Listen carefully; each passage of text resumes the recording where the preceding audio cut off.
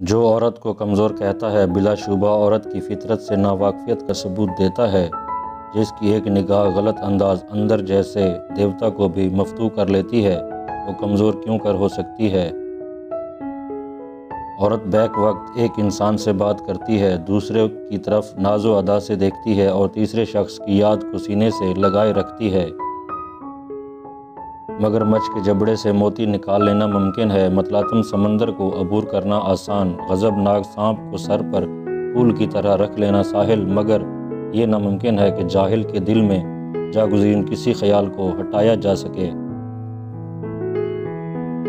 مصیبت کے وقت کاٹنے کے لیے دولت جمع کرنی چاہیے، دولت سے عورت کی حفاظت کرنی چاہیے، دولت اور عورت سے اپنی حفاظت ہر وقت لازم ہے۔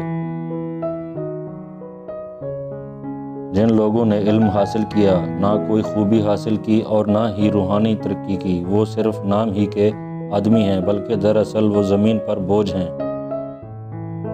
جہالت کا غلاف ہے، بلا شبہ عالموں کی صحبت میں نادانوں کی خاموشی ایک لاجواب شے ہے۔ جن پر حقیقت کا انکشاف ہوا اور انہوں نے عرفان حاصل کیا، ان کے لیے دنیا کوئی کوشش نہیں رکھتی۔